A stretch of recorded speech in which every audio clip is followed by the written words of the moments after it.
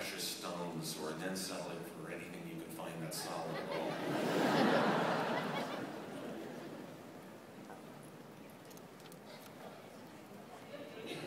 Nice. So, simple question. I was wondering, what is your favorite instrument?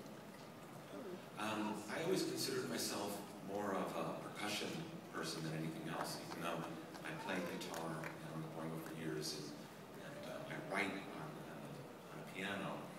But percussion was always my first love. I traveled around the world collecting percussion instruments, and those are the things that I still play now.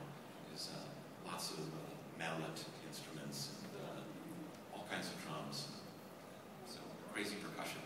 That would be my favorite.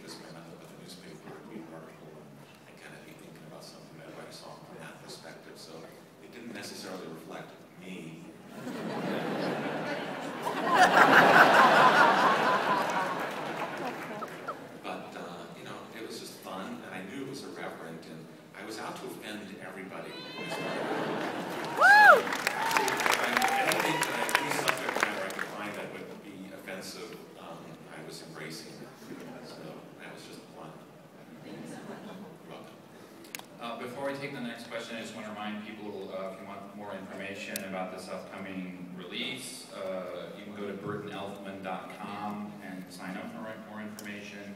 And speaking of Batman, the complete score to Batman has been put out by La La Land Records. They're at booth 429. They also have flyers and more information about the Burton Elfman project, so take advantage of that. Yeah, I haven't heard that yet. I'm told there's some tracks that were not on the original.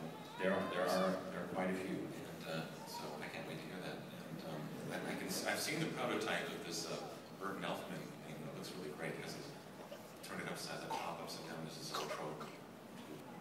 See some moving images, some crazy stuff. And Tim has already submitted a whole bunch of very cool pictures for the artwork. So I can't wait to see it done. So anything that Tim does pictures for, I love seeing because I love his artwork so much. Next question from Death.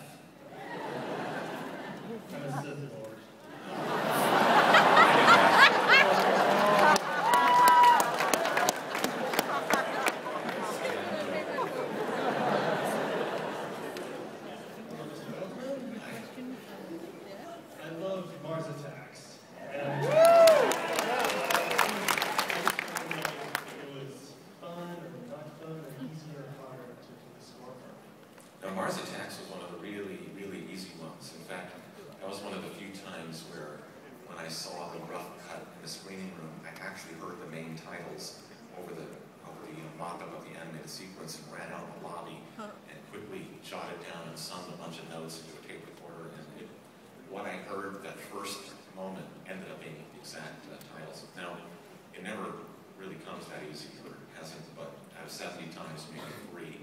I wish I saw it and I heard the actual piece, but that was one of the few. Thank you. Does everyone know what a theremin is? You should get one. You can buy them online and they're a lot of fun. Try to recreate Danny's story for that. It's not an easy instrument. No, it's not easy to play. Next question. All right, cool. My name's Nico. Glad you're here. I was wondering if you're going to put out like a DVD compilation with the Oingo Boingo videos on it. And I was wondering if you're doing anything for Broadway, maybe. Well, in terms of the DVD compilation, again, I don't know. It's not up to me. I think one of the problems is that it's 3 different record labels, and somebody would have to get them to all work together. I'd love to see it happen, but I don't know if it ever will. And for Broadway, it's possible. I mean, at this moment, I'm doing work on this production called Houdini, Life of Houdini.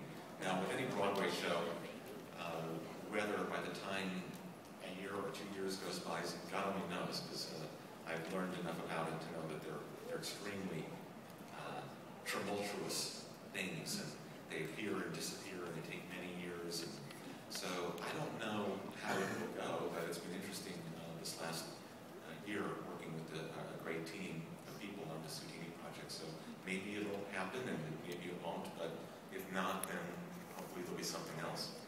Cool. Good luck. Halloween's are never the same. Thanks.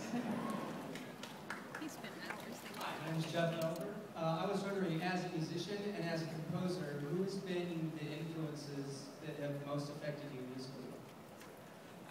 Well, as a composer, the big wham bang moment was when I was 16 and got to high school and met a friend who was a musician and turned me on to The Rite of Spring by Stravinsky. That kind of rocked my world completely, and then I started listening to more of that. And but at the same time, since I was 11 or 12, I'd already been a fan of Bernard Herrmann. And so when I was a kid going to the theater, every time I saw a film with his name on it, I was excited. I thought there would be a little something extra. And if it had the names Herman and Harryhausen on it, then it was guaranteed to be my favorite movie of the year. So I would have to say Bernard Herrmann, who made me aware and a fan of film music way before I had an opportunity to become a composer, and Stravinsky, who simply rocked my whole reality of life. Okay, thank you.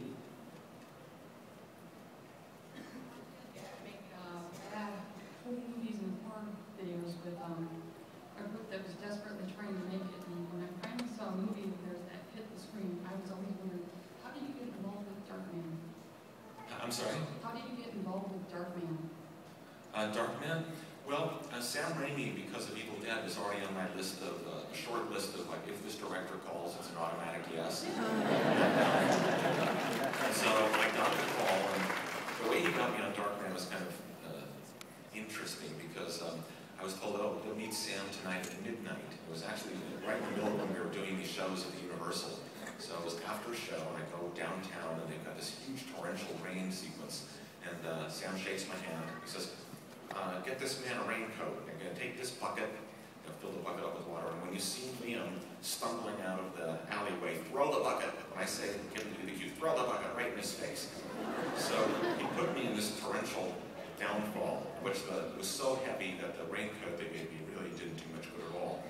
And for about 2 hours, I threw water at Liam Neeson every time I stopped in the alleyway. And it was a scene in Darkman where a car passes, and he's still in his bandages, and he gets splashed. And that's me doing the splash. And that's how Sam endeared himself to me, and ensured that now I'd suffered for the film I had to work on. And I did. Art directing at the time, they saw his work and they started making horror movies together, and I grew up with them. Also, animated Insanity. Oh, a really wonderful, wonderful guy named Fred Sturr.